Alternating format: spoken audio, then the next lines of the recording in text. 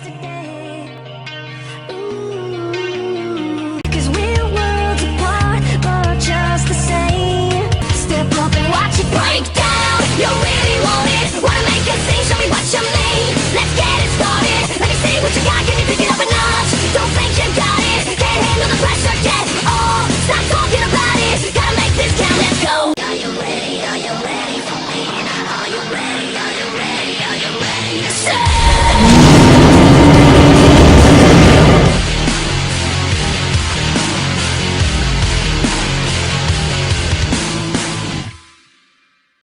Yo, this is ladies and gentlemen, my name is Senior VP WWE34 and I'm here today to do another review of Prehistoric Island by Matthew the Dinosaur King, and it's episode 2 of season 1, and basically we open up with a herd of dinosaurs consisting of Styracosaurus, an Ankylosaur. We see a few more dinosaurs there.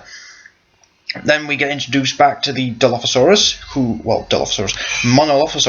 named Mark, and yeah, we find that Mark is still hunting, and this I can guess that this episode pretty much happens just a few hours after episode 1, so it's pretty much in the same day. So then he goes hunting, but he comes across a Stegosaurus corpse, and he starts feeding on it, but then these two teenage Allosaurus come along, and then there is a massive brawl that comes out, and Mark puts up a good fight, but the Allosaurus attack him by biting his arm off, well, not biting his arm off, but biting his arm, injuring him basically. So then, yeah, he fights back a bit, but the adults come on, and so it's just 4 Allosaurus against 1 Monolophosaurus. So Mark backs down, and I found this quite cool because it just shows how tough of an animal that most theropods are. They will not back down, but Mark basically having to back down shows that he knows when he's outnumbered. Then we come to quite a few. We come to Malachite at a watering hole. That's the name of the little feathered T-Rex, and as you can see, he's struggling through life basically. So that's a good sign that this is the development stage of the character. And then we come back to Mark, and basically he's just resting, and that's about it, I think. And then we come to some Stegosaurus. Yeah, we come to some Stegosaurus with and they're grazing, and then out of nowhere I heard a mammoth come by, and I'm like, what? It's crazy, isn't it? But that shows how diverse the island is in life, so it's quite fun. It's quite funny how Matthew has put a herd of mammoth in with the dinosaurs, but he explains it very well in my opinion. Even though it's a basic explanation, but you know what? Basic is better than complex sometimes. Then we get back to Mark, who is now basically hunting again. This time he kills an Allura Titan. I have that Allura Titan figure, and to be honest, it's tiny.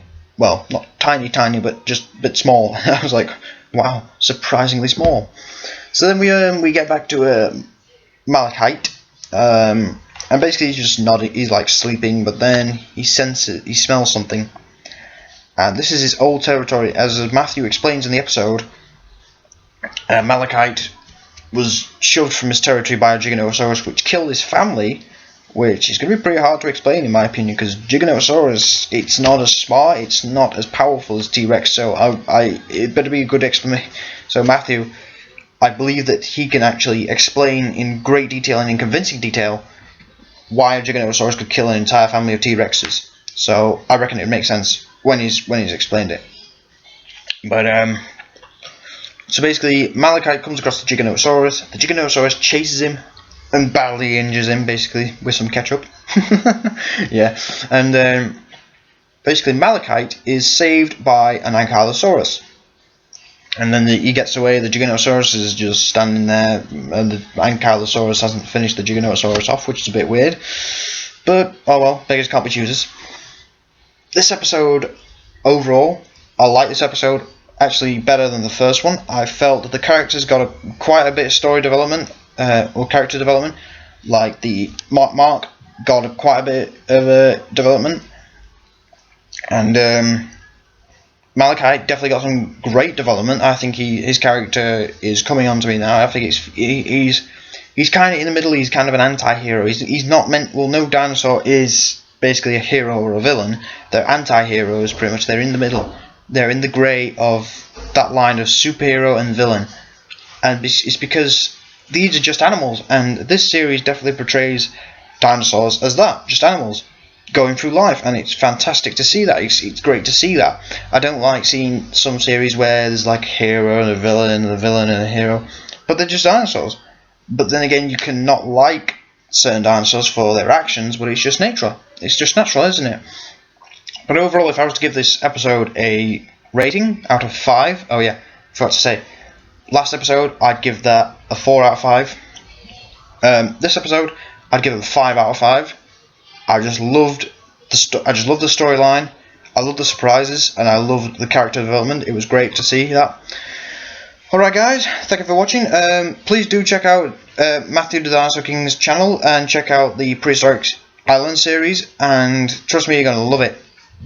This episode, 1 is the Loneliest Number, was a great episode. I loved it, and I can't wait to see what happens in episode 3. So I shall see you later. Bye bye.